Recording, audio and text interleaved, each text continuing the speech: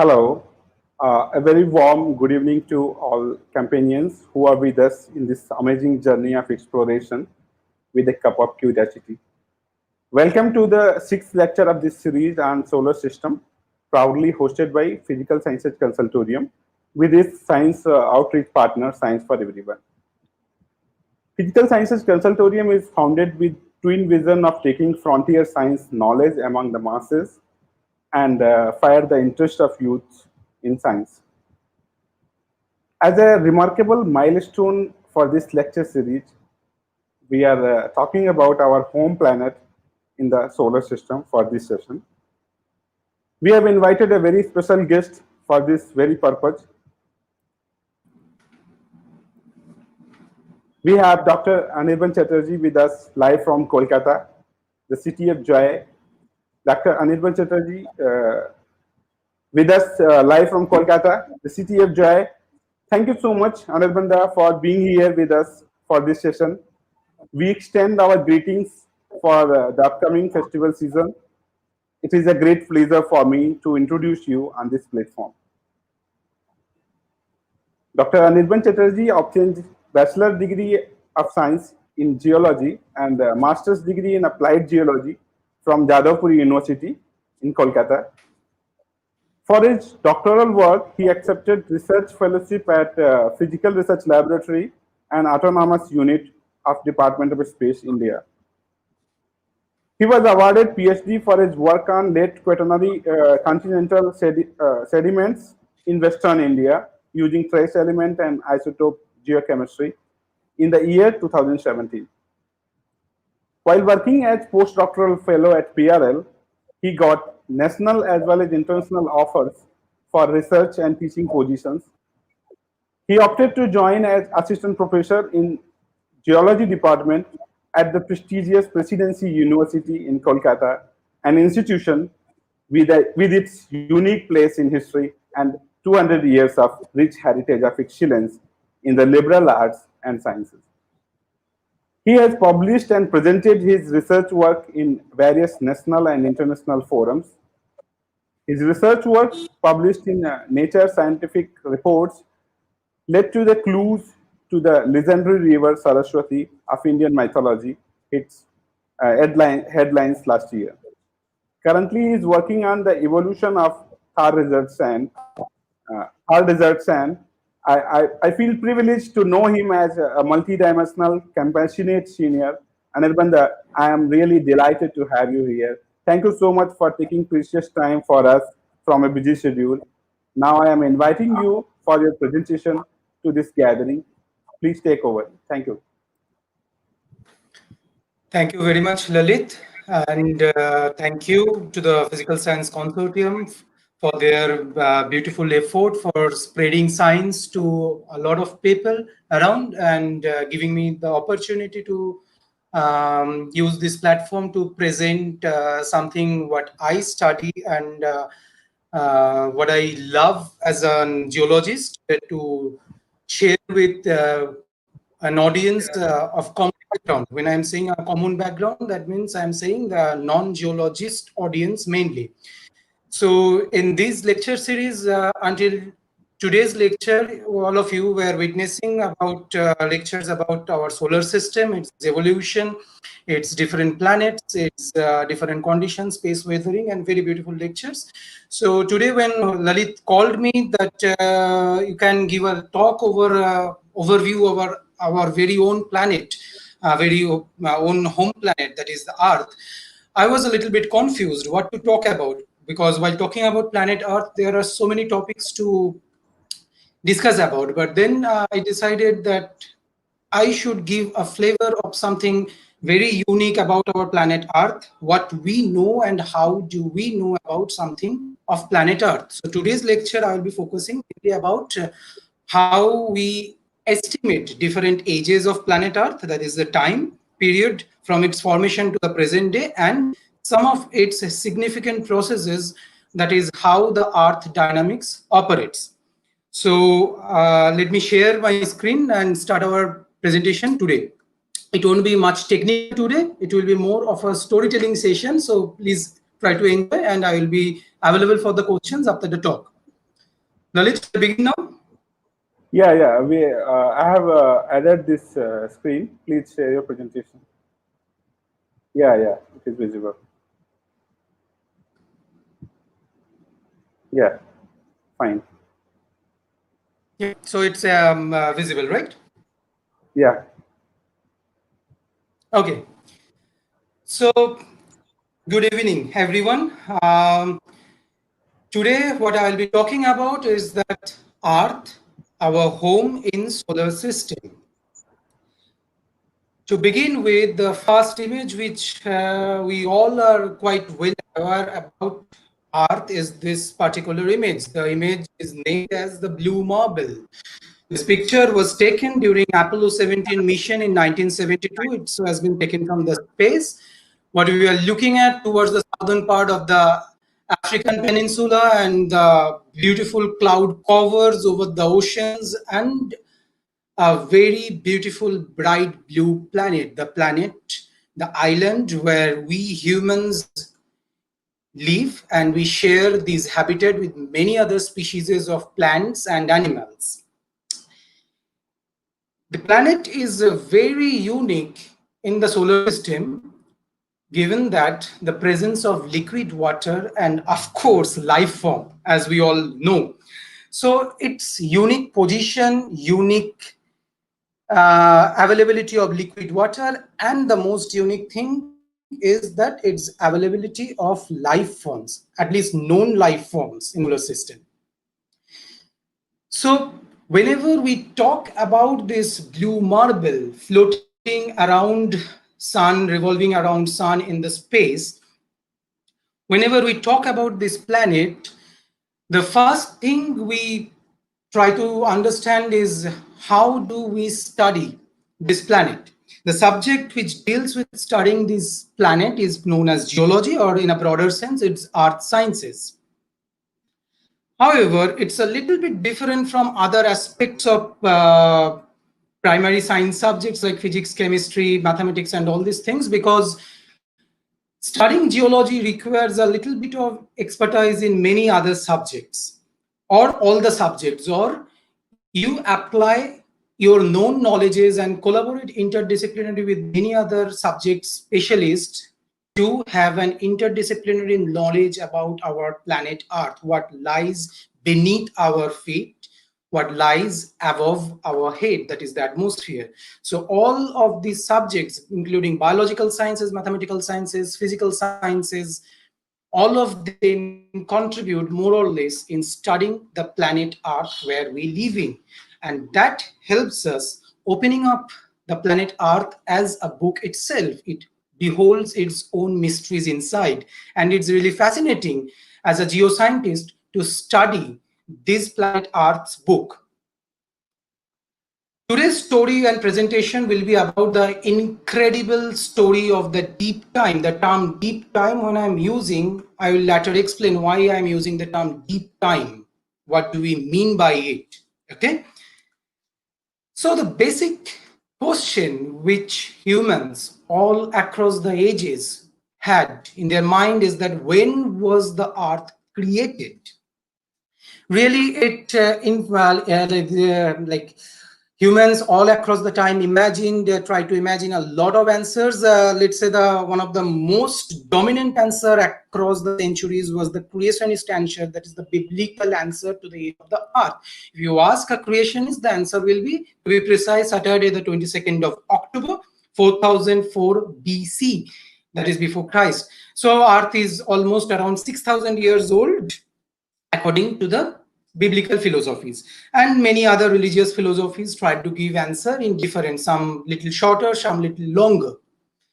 But in reality, when was the earth created? What will be the scientific pursuit of human being for understanding the age of the earth? This will be our journey today. This particular gentleman, known as James Hutton, is considered the father of geology. 18th century physician. He was a Scottish man, and even though he was a physician by profession, he was a nature lover by hobby, and he observed a few interesting things what we in everyday life observe all the time. But yet, this remarkable person gave the first clue in calculating the age of the Earth. So let us look through the eyes of James Hutton how we can have an estimate about how old the Earth really can be. Erosion, a feature which we observe like everywhere, every day. After a big rainfall or a flooding or a mass wastage in the mountains, debris flow and all these things, whatever we observe is that erosion. So James Hutton, while in the Scottish Highland, living in the Scottish Highland in his farmhouse days in his farmhouse, he observed that everywhere during the rains, a lot of cover soil erodes out into the ocean, and it creates deep gullies, and a lot of mass wastage can happen. So he asked a simple question: if this mass wastage, that is erosion, keep on continuing for years after years, the top soils must have been washed off by this time. If he considered, he was a devout Christian, so he believed the biblical philosophy. So he questions, in 6,000 years of erosion would have removed all the top soil from the earth's surface, leaving no soil for vegetation or humans to live in.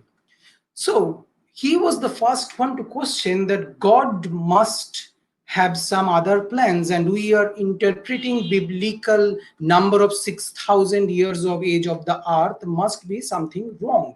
That's our interpretation. Definitely God cannot be that miscalculative that it can erode the earth's surface and leave the earth to be barren. And then he looked around Scottish Highlands, and today we know through because of these global communication systems and everywhere towards the mountains, that everywhere sedimentary deposits, that layers and layers of rocks which you can observe in this figure on the lower right figure, that these muds deposited over thousands of years gets lithified and gets stored and get eroded and again gets stored. So he was the first one to say that that means this erosional process is cyclical. It erodes and it generates back. It erodes and it generates back the material. And he somewhere came to conclusion by these simple observations of sediment recycling that a great force is operating on our planet unnoticed by us. Remind you that he is not talking about any godly power or something. He simply suggested that Earth must be a self-sustaining system which was generating sediments over the years, and that sediments get lithified over the years and again recycles back. And to operate these, he speculated that there must be a mighty heat engine which delivers the energy for this recycling inside the earth.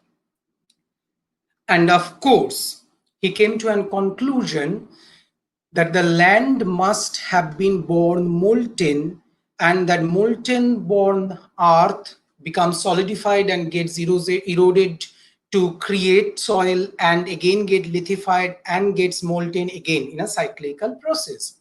So this is simple observations. He tried to speculate something. Definitely it disturbed the so-called religious leaders of that time, because he was questioning the Bible itself, but he was yet to find many answers. Some of the answers which he was yet to find was that if the land was born molten, then why do there exist so many types of rocks and different colors of rocks? If we look around, we will have the same observation. There are dark colored rocks, there are light colored rocks, there are rocks which are softer than the others, there are rocks which are really solid, there are rocks which are consolidated, there are rocks which are very fragile. So why it should be like that?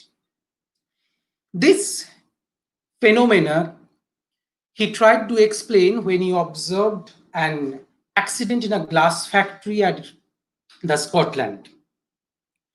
In a glass factory that time, the workers somehow left a cooling glass overnight. That is, when we try to cool a molten glass to form a glass, we need a super chilling of glass. But the factory workers left that molten glass overnight without chilling it, and which caused the glass to chill gently and expand in bigger crystals. And that gave him the idea. He was looking at differently generated glass, that is a fine grain versus coarse grained glass. That is exactly the same thing which happens in the nature, he concluded. Like here we can see the two different rocks, one known as the granite and one known as the rhyolite. Both of the rocks are chemically almost similar. However, they look completely different in nature.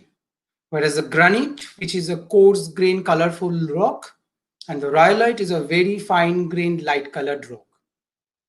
So this is basically the chilling effect. When a molten system cools down, depending upon how rapidly it is chilling, it will create different size crystals to create different appearances in rocks. It's a very generalized statement. Definitely the composition also varies from rock to rock, but this is a very basic idea in geology. Granite forms in a much deeper level within the earth.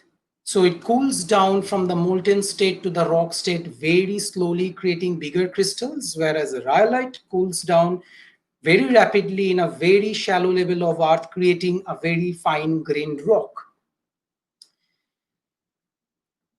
But then again, the time we were talking about, 18th century, when the first geological observations was beginning, James Hutton was commenting and challenging the biblical ideas. All the existing leaders of that time, be it scientific leaders or religious leaders, they challenged. Until that time, the granite was known as the God's building block for Earth, because that is the most dominant rock over the Earth's surface, what we observed. If I go to any places, you will definitely find a granitic mountain like this, what we are observing here. This particular pluton is from the Yosemite National Park, California. But here in our India itself, we have a plenty of this kind of exposures.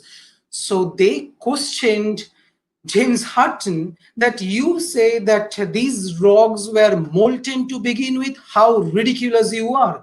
These solid masses which cannot be broken that easily, which are like the main building block of the surfaces, cannot be born molten, and you are challenging that this is a very old rock system, older than 6,000 years, it cannot happen. And they ridiculed him and they accused him of being atheist. But this gentleman, as a father of geologists, we all call him, never give up on his idea, and he kept on finding for his evidence. And the observation he found at the Scottish Highlands stunned everyone of that period.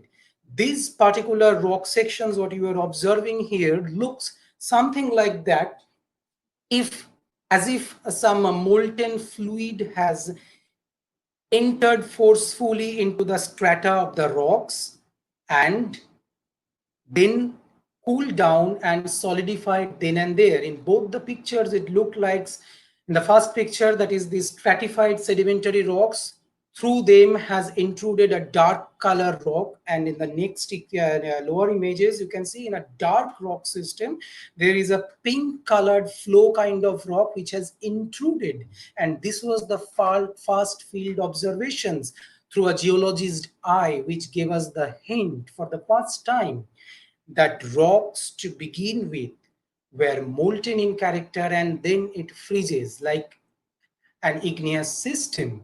And James Hutton has his first clue that the earth to begin with was molten and then solidified gradually. Well, that is fine, people asked. That's absolutely fine. But then your claim that these perpetual cycle of molten rock getting solidified, getting eroded, getting back to the molten state again and again and again, this age of earth you are proposing, how do we know that? Again, this gentleman started looking for evidences, and again he came to a beautiful exposure. Don't go by the terminology written here, the unconformity. I will explain what it is. What you can observe in this exposure is the exact picture what James Hutton would have observed in 18th century. Here, if you observe carefully, towards the lower part of the section, you can see these sedimentary rocks, that's layers and layers of rocks, is almost like a vertical strata. That means these book page like structures in the rock are vertically exposed, whereas over the top of it there are subhorizontal stratas of rocks which are laid down. And James Hutton hit the jackpot as the first geoscientist. He observed extreme force which can upheaval the earth, because he was the first one who observed that these eroded sediments, the layers of mud for lithification, will be depositing horizontally. That's very clear. That's very practical. Whenever a mud is getting deposited, a sediment is getting deposited, it will deposit horizontally. But to make these horizontally deposited lithified sediments vertical, you need an extreme force, and that extreme force was Earth's internal force. And once these deposited sediments were uplifted vertically, then erosion again took over them, created surface for the next generation of sediments to get deposited, and then these top layers of subhorizontal sediments got deposited. And James Hutton was right that these took not thousand but millions and millions of years. And albeit he was right, in present days when we study, we have tools and we have technologies to date these rocks. The lower level rocks give ages of 425 million years, whereas the upper level rocks in this section give ages of 345 million years. So there is a hiatus between these depositions. The hiatus is the unconformity, and this is the evidence of erosion and deposition continuing in cyclical fashion. So James Hutton gave a very beautiful statement that no vestige of a beginning, no prospect of an end. He couldn't calculate the age of the earth, but he shattered the age-old idea that earth might be a younger system. He challenged the idea and he said earth's age has to be really, really big. It has to be infinite. And the self-cycling process, the internal energy of earth will continue forever. He was wrong, definitely, but for his time, he was way beyond the others. But definitely, he was not able to answer many basic questions which needs to be answered, because the physical laws needs to be answered with proper evidences. Well, fine, the earth can be very old, earth can have an internal source of energy, all these things, but where the evidence? How we can prove it? And the physicists of that time questioned him on that ground. 60 years have passed since Hutton's died. Came a gentleman known as William Thomson, better known as Lord Kelvin to all of us. So he was about to shatter the ideas proposed by Hutton, and he estimated the Earth's cooling rate.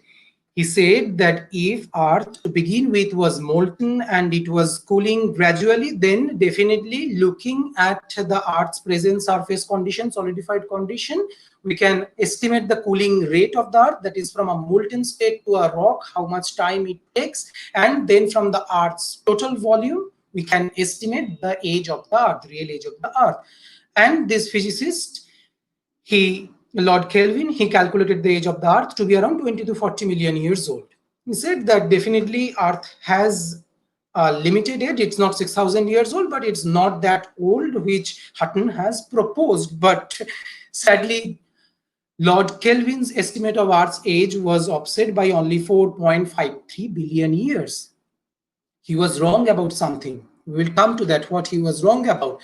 The Earth's age calculated today is 4.56 billion years old. That means 456 crores 70 lakhs years. That really incredibly long time, and that's what we geologists call as deep time, the time which is not perceivable from the human lifespans, human times. Lord Kelvin went wrong because that time radioactivity was not discovered. He estimated the Earth's age from the cooling rate from a molten state to a solid state, but that was not the only heat energy for Earth.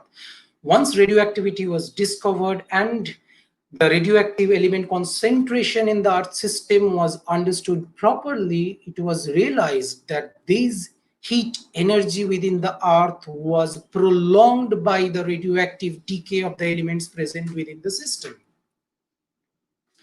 There are different radioactive elements like rubidium, uranium, potassium, they're carbon-14, and they decay with their different half-lives to different daughter isotopes. I'm not going into the very details, but what I will mention is that using these radioisotopes, we can also measure the age of the Earth accurately. That means these radioactive isotopes not only give the Earth its internal heat engine, but its decayed product also give us the age of the Earth. Whenever we pick up a rock, the rock is generally constitutes are composed of different minerals, smaller minerals, and these minerals have these trace amount of radioactive elements and their radiogenic daughters. And with technological advancements at present day, we can measure accurately these parent is to daughter isotopic ratios, and from that we can measure the age of the Earth. For example, the picture below, what you are observing here right now is a very small mineral known as zircon.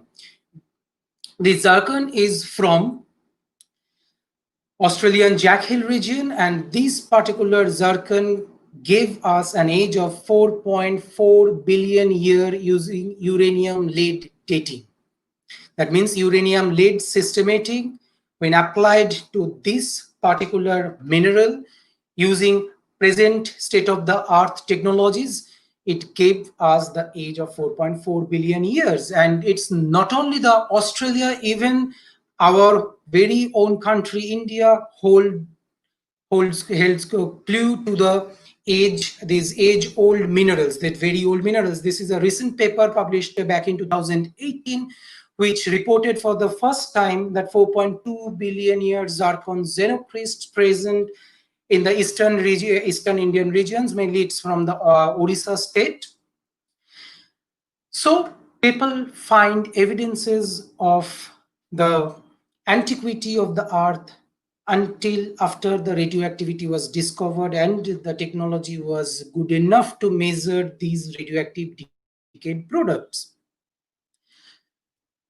So this gave us an opportunity to create the idea of geological time scale. When I mentioned this 4.567 billion years, this incredible time, we really cannot perceive the idea from the human side. So to understand this idea, we humans divided this very long age of the Earth into different eventful scales, different periods. Okay, so that created the geological time scale. It's an imaginary scale which divides the 4.567 billion years of Earth's age into different shorter period. We'll come into it very soon. And this geological time scale is dependent on different events back in the past. For example, the picture here is a fossil of Tyrannosaurus rex. You all might have known already. The dinosaur fossil, one of the famous dinosaur fossils. So these dinosaur era, when they got extinct, from their fossil record, we create a time event in the past, that this period they ruled, this period they died, and we created an event for them in the geological time scale. So in a joke note, this animation was back in 2012, when people were talking about 2012 will be the end of the earth, because the Mayan calendar said that this is the end of the earth and all these things. So basically the comic is saying, someone is asking that, so how come it ends in 2012? The Mayan sculptor was creating the calendar. He said, I simply ran out of the space in the rock. So that means creating a calendar for geological timescale is something like that. You just keep on sculpting these events from the past. You dig up from the abyss of the time and place them in the record. This particular image, what you are observing right now, is the geological timescale published by the Geological Society of America. Don't go by the names and all this thing. It has very intricacies. The only thing what it is, that it has some major divisions in geological time, that is Eon, era, period, etc., etc. So Eon is the largest division in the geological time scale. The subdivisions are era, followed by the period, then epoch, then age. That means different stages, substages under them, further substages under them, based on different events in the geological past. So to give you the brief introduction, what was happening in the geological past and how Earth was formed and what happened after that. So this is a thematical diagram that in this 360-degree pie chart, if we distribute the 4.6 billion years of the Earth, what we observe is that the first period, that is the 4.6 to 4 billion year, here 4.6 to 4 GA means giga annum or billion years. During this period, it was known, or we nomenclatured it as the Hadean Eon. Hadean was the birth of the planet Earth. As you might have already known from the previous lecture, the Earth was born from a collision between the smaller dust particles and planetesimals and coalesced together in the beginning of the solar system. That was 4.6 billion years ago, Earth coalesced. And then the heavy bombardment from other meteorites and extraterrestrial objects within the Earth, the water came into existence and moon came into existence, and finally it grew hotter and hotter to a molten state, and that molten Earth created a segregation, and that segregation helped the Earth to create its core, that is made up of iron and nickel, that is the heavy metals. And with the creation of the core towards the center of the Earth, the magnetic field of the Earth was established. And until around 4 billion years ago, this bombardment of the terrestrial objects, other terrestrial objects over the Earth was going on. And this period was almost hellish, like it was fire and molten, and no liquid water at that time, no atmosphere, a very thin atmosphere, definitely no life. It was quite different. Actually, the Hadean name itself comes from the Greek mythological Hades, who was the lord of the hail. So after the name of the Hades, this time period or this geological eventful period was named as the Hadean. And Earth has already crossed, if you can understand, its first 6.6 billion years or 600 million years. But beyond 4 billion years, Earth entered into a different eventful period, which is known as the Archean time or the Archean Eon. This period lasted until 2.5 billion years, starting from 4 billion years to the 2.5 billion years, and Earth witnessed something very different. The vapor water transformed into perpetual rainfall and created the first oceans of the planet. It created the first life molecules, biomolecules, which helped originating the first life. It created the first cooling down of the Earth's surface, creating its first continental masses. It created its first prokaryotic cells. It created, first time, towards its end, the free oxygen. Until now, our atmosphere was devoid of any free oxygen. Towards the end of 2.5 billion years, the first free oxygen came into existence into our atmosphere and ocean. So definitely this was an eventful period for the Earth, and we know this period as Archean. Following the Archean, Earth changed its characteristics further.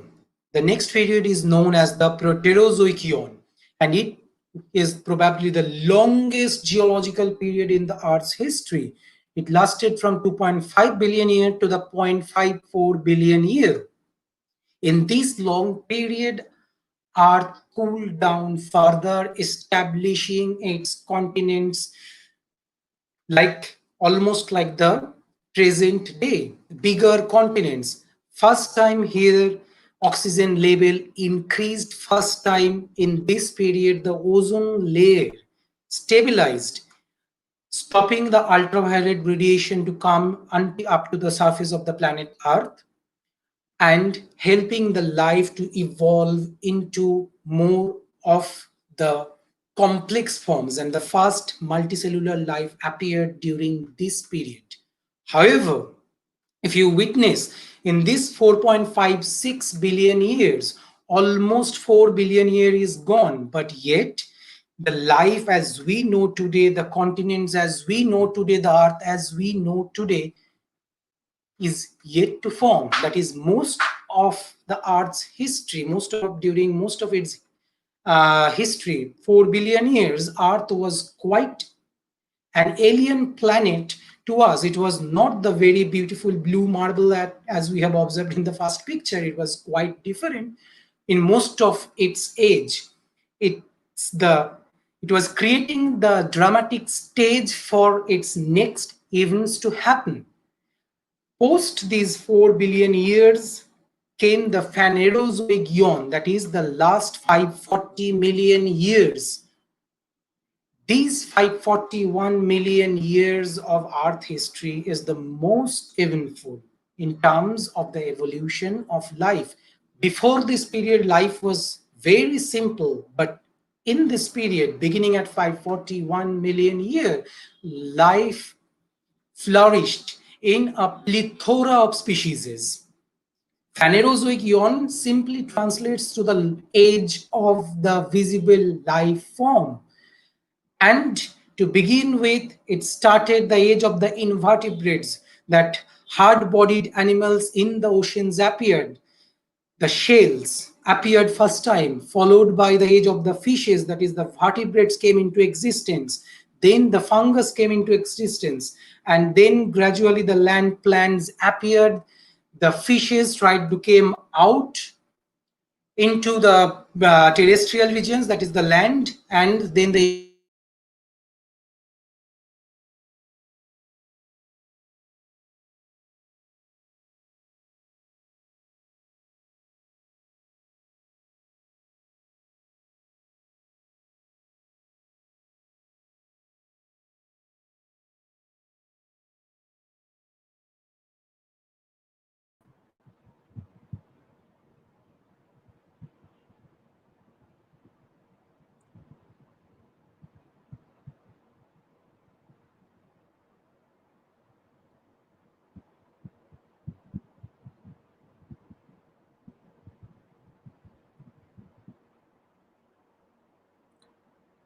It seems there is some interruption from it's probably some network issue. I'm sure that very soon we will be reconnected. So for time being, we will be continue waiting for the connection issue. There is some network problem from this side. So yeah, we are talking about our planet Earth, and a lot of information how the study of this planet started, how there are some views about Earth, how old it was, the debate he discussed very well, and I'm waiting for him very soon to join. So let us continue waiting for a minute. Sorry for the interruption from in this case because of network.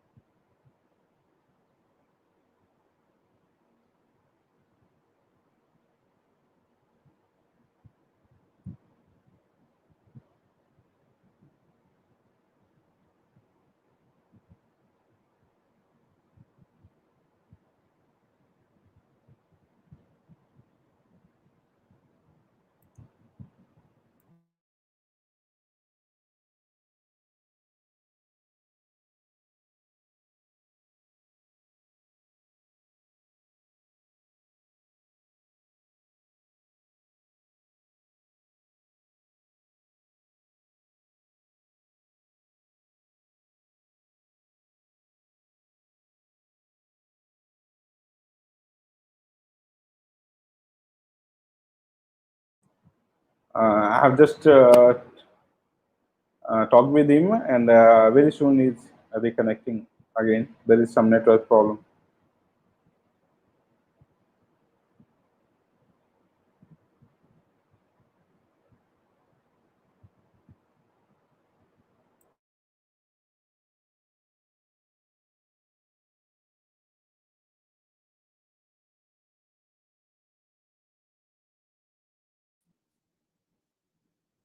Yeah, yeah. You're back. Hearing it? Yeah, that is fine. We just lost the connection just a minute, 2 minutes ago. So please share presentation again. So we will continue. Yeah, it is Okay. there. Yeah, okay, okay, that's fine. That's fine. Yeah, we were discussing there. So I don't know. I was in the Mesozoic era, so it's right now it's going on, I guess. Yeah, yeah, yeah. Yeah.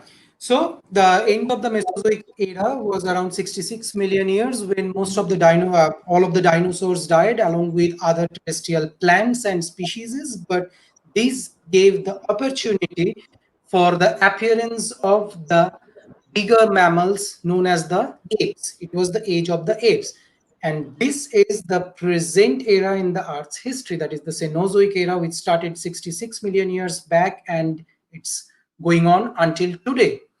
And with the extinction of the reptiles, great reptiles, the smaller mammals of the Mesozoic era flourished into primates and they evolved further into the apes, which gave rise to the modern humans gradually.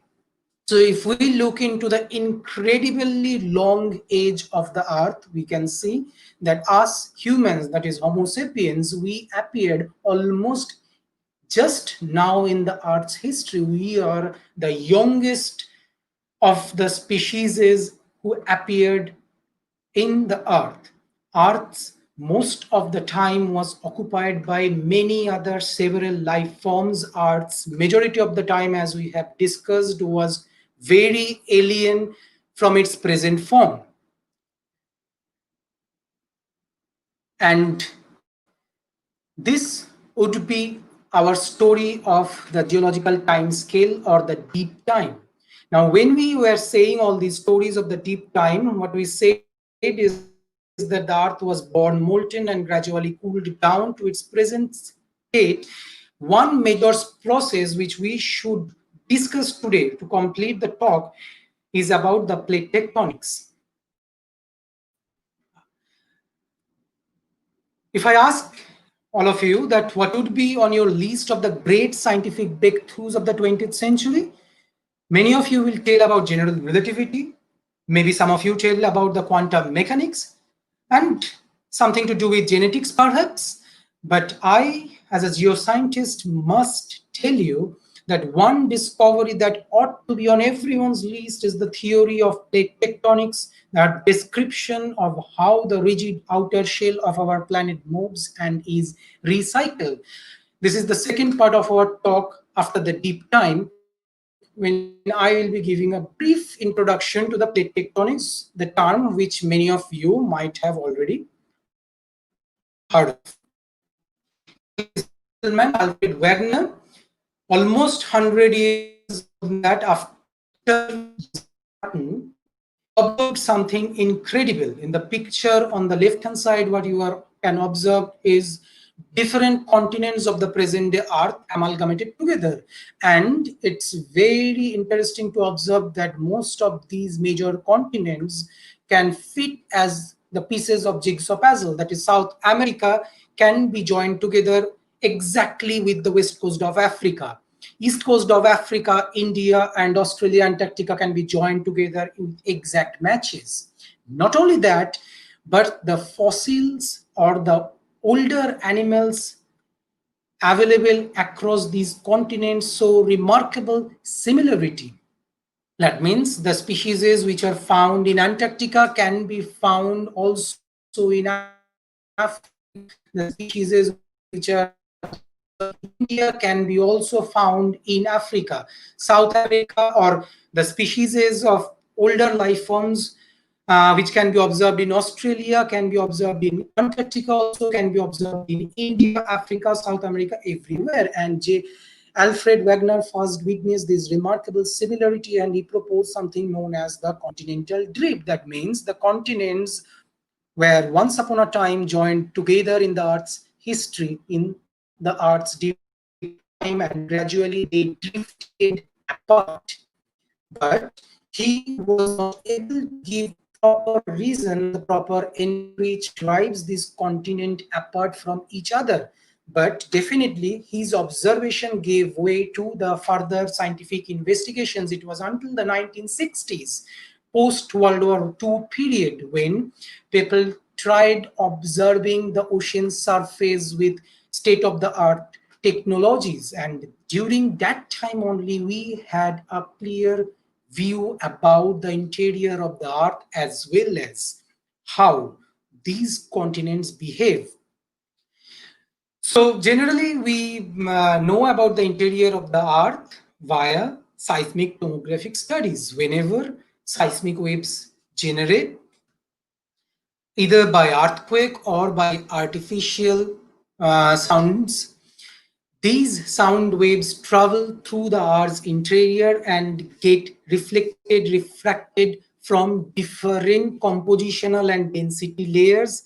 Their speed changes, and from the change of the speeds and the levels from where they are reflected and getting refracted, we can really understand how the Earth's interior works. So as we know, or you might have heard of, Earth is composed of different layers. The upper thick rock layer is known as the crust. It's the most thin layer of the Earth, here represented by the dark gray layer on the left hand side picture. Below that crust is the hot mantle.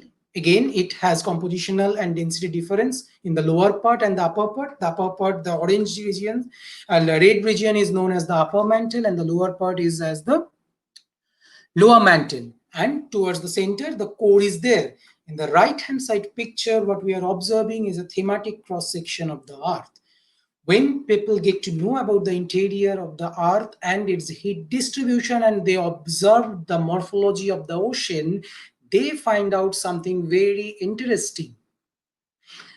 They found out that Earth has its internal heat engine, which was proposed by James Hutton long back in the 18th century, is basically mantle convection, convective heat transfer within the mantle. The hot mantle rises up, cools down, again went back to the deeper part, again gets heated up, and in a perpetual motion of a convective circulation, it happens. And these convection cells drive the upper thick crust, the thin upper layer of the Earth system to move. And what happens exactly, what Alfred Wegener was not able to answer, how the continents move, this was the answer. Basically, the thin oceanic crusts move with the help of the mantle convection, and during this movement it pulls and pushes apart different continental mass. And these continental blocks, that is, like, if you can imagine a fragmented continental and oceanic crusts over a spherical surface, are known as the plates. So these plates move around the earth over a convective mantle. The convective mantle transfers the heats, delivers the enough energy to move these plates, oceanic plates, and along with these oceanic plates, the continental plates. This is a very generalized statement, but I want to give a conclusion about it, is that these plates can be of three types in general: divergent, convergent, and transform plate boundaries. Divergent is the plate boundaries where these mantle convection sails are coming up below the oceans and pushing the crusts or plates away from each other. In this picture on the right hand side, you can observe this deep ocean volcanic system where mantle is pushing apart the Earth's crust in two directions in divergent plate boundary. And continuous volcanism is occurring even as we are talking right now, all across the globe, all across the oceans. Miles and miles of linear trenches where plates are moving apart from each other. These volcanisms are occurring. Mantle is pushing the crust from each other. Whereas the convergent plate margin is where these crusts can, or these plates can go below each other. Like the second image, one plate goes under the other. And in this convergent plate boundary, different kind of Earth's surface processes occur. The famous example of a convergent plate boundary is the Himalayas. When the Indian plate collided with the Asian plate, that means when the Indian plate head-on collided and some of the Indian Ocean crust went under the Asian continental crust, the underlying, the in-between sedimentary layers bulged up to form the mighty Himalayas. Similar kind of convergent margins in the Andaman Sea between oceanic crust and oceanic crust created this magnificent barren island volcano. And the third kind of plate margin which I'm talking about is transform boundary. The greatest transform fault boundary is the San Andreas fault system. San Andreas fault system runs across the San Francisco. It's a miles and miles of faults where two plates slide past each other. It's neither colliding, neither moving away from each other. And these three kind of plate setup are present all across the globe. These are the major tectonic plates of the planet, as you can observe. Here we can see the Indian plate colliding with the Asian plate, and that making the Himalaya rise even today. It's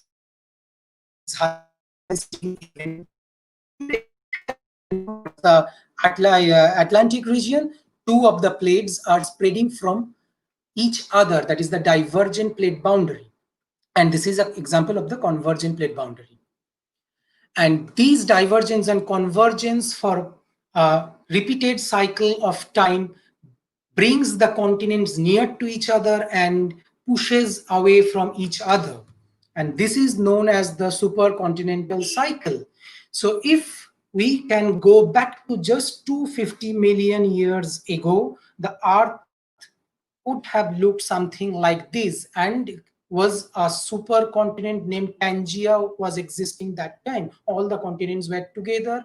The plates helped further, the plate tectonics helped further to push apart or break this Pangaea. By 200 million years, Pangaea started breaking down and creating two further supercontinents, that Laurasia and Gondwana land. Further, over the next millions of years, during the Jurassic period, when dinosaur was roaming the planet, the Pangaea was almost fragmented into separate continental masses. The plates were pushing away from each other. Further, around 65 million years, when the dinosaurs were going extinct, the Earth's continental configuration was almost similar to our present condition, except if you can observe here, both India and the South America and Australia's positions are quite separate. And in the last 65 million years, India finally moved towards the north, crossing equator, collided with the Asian continental plate. South America moved further north and joined with the North American plate. Australia moved away from Antarctica to its present position. So 250 million years prior, a supercontinent was there. It broke apart to its present condition. And let me remind you, this supercontinental cycle is a perpetual cycle. That means Pangaea is not the first supercontinent. Before that also, there were multiple cycles of supercontinents. That means continental plates came together and broke apart. And Pangaea will not be the last supercontinent. That is the most interesting part. Today, the world appears to be fragmented, but 250 million years into the future, again, all of these continents will come together, unify together to form our future supercontinent known as the Pangaea Ultima. If we can time travel into 250 million years, there will be no boundaries between the continents. Even if we humans don't exist by that time, Earth's in its nature will unify everything and again fragment everything and again unify everything. So this is the story of our home planet known as Earth. Thank you.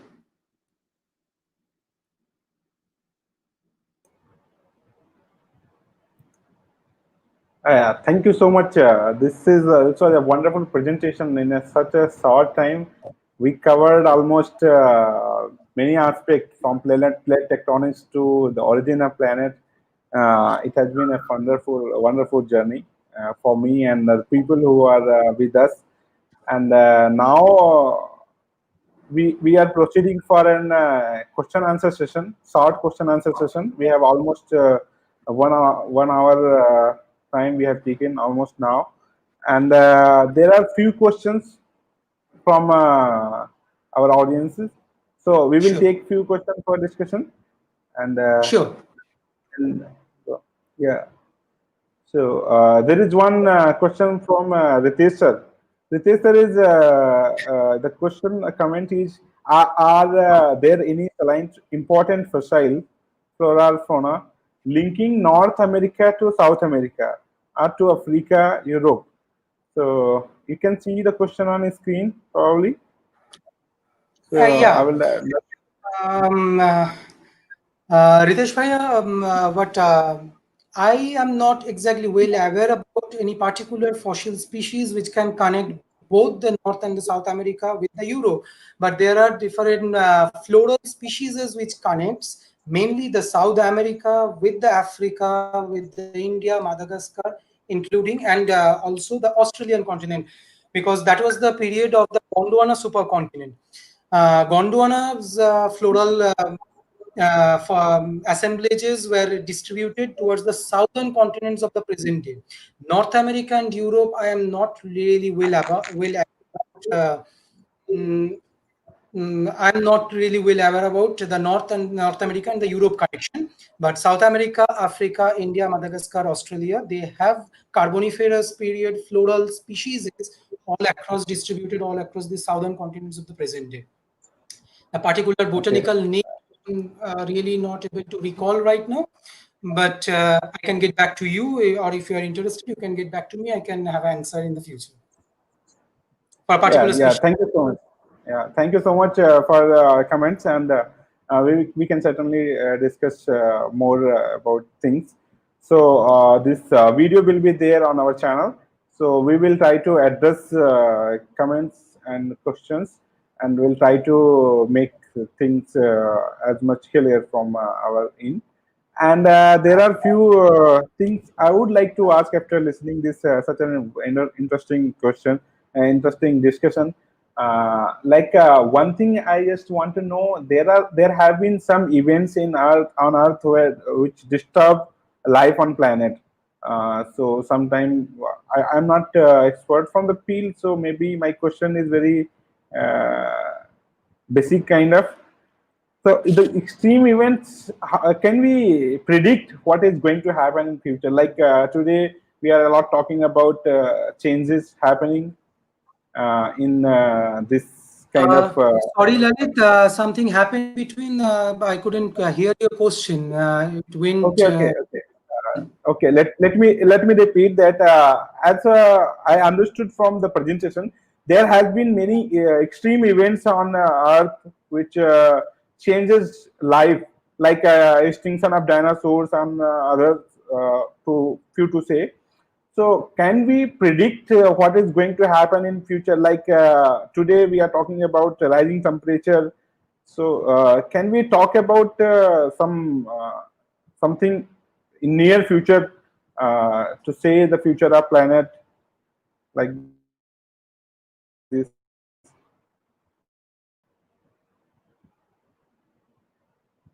It's disconnected. Hello. Lalit, can you hear me? Yeah. Yeah. Now I Huh, can hear you. sorry. So you are asking about these different catastrophic events in the Earth's history and its future. Yeah. Can we predict such kind of things from our general understanding as of now? Yes, actually, we cannot. It's not even predicting. I would say, if you are saying catastrophic events, we are experiencing one such catastrophic events at present right now, because different extinction events, what I was talking about, Earth has several extinction events, but at present, the sixth extinction, it's a debatable question. I don't want to discuss it here, but the sixth extinction is going on. The species are dying much more rapid rate than in the history of the Earth at present. And many scientists try to believe that this is probably the beginning of the sixth extinction. And this time, this is not due to some other catastrophic event, but it is due to the anthropogenic activity. And the particular period we are talking about, the present, is the Anthropocene. Again, it's not an exact geological name, Anthropocene. It's a debatable thing, but the change in the Earth's climatic conditions right now is causing something very rapid change in the Earth's biosphere. Also, the human-induced landform changes are predicted to change and alter Earth's surfacial processes in the near future. So, in near future, the change is quite inevitable. The Cenozoic era, even if it is going on, the present condition is going to change rapidly in the near future itself.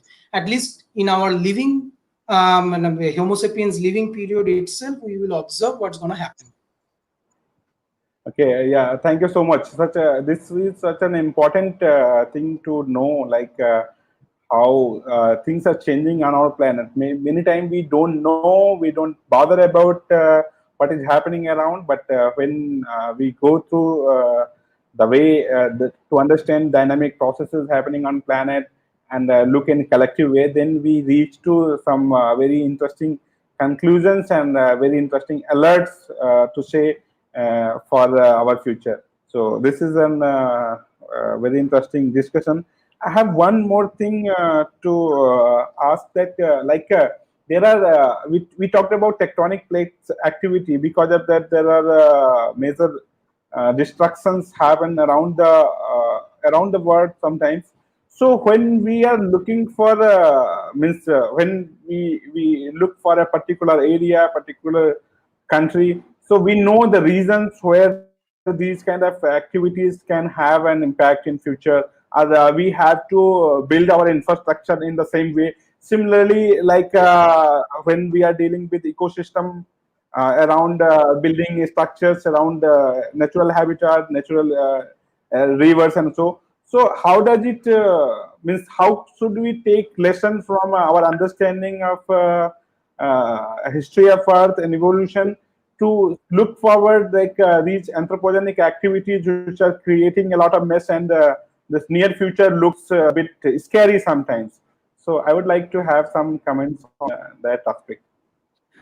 Okay, so Lalit, what I understood from your comment is that you are talking about two different aspects here. First, let me differentiate that part. When we are talking about plate tectonics, it is something beyond human control, something which is Yeah. we are not able to alter. It's the Earth's internal Mhm. system which is so that kind of calamities which are associated with the plate movements, like the earthquake, like the volcanism, and like the rifting, rift basins creations and all these things, it will happen as per the course of the Earth's evolution as a cooling planet system. So the earthquakes around the Himalayas, or the earthquakes of the Japan island, or the volcanism of the barren island, it will occur as it is. That is something which we cannot control, and that is which we should not be bothered, because that we are naturally able to cope up. But the second aspect, what you were talking about, the change in the Earth's climatic systems and the land surface processes, we should be bothered about our future. Yes, definitely, but we should not be really afraid about that part, because with time, we are gradually realizing, we are gradually generating more and more knowledge how the planet behaves, and the more we have a greater understanding. Is, of course, I'm not discussing about the political economical issues. That's really not, this is the platform to control that. But Yeah. from the scientific perspective, yes, we are advancing technologically much more, and we are having understanding about our planet or the evolution of the planet, so that we can have a sustainable future. All across the globe, we are trying to develop technologies to predict. We are trying to use the artificial intelligence to predict how the planet will evolve further. Even the tectonic movements, the earthquakes, we are trying to predict. More and more accurate predictions are in future possible. Okay, and for us, land use changes, land use programs, and the groundwater systems, the climatic monitoring systems, they are gradually getting more powerful, so that future, even though looks a little bleak sitting today, but I'm sure that human wisdom will have some way or other to overcome this, except from Yeah. the political and the economical agendas. That's something which is our selfishness. That's something which is really scary.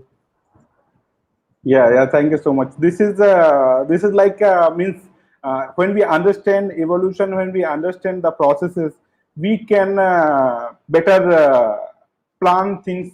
We can work out for a better future, for a safe future. So we are hopeful, because the science with science we are understanding things in a better way, and surely the way science improves, and the other development will be coherent to it, then we will be surely having a better future. And nature is like, we are not master on nature. I would like to say, like some time before, people may have a tendency to think that man has mastered nature, but this is a wrong way to think for.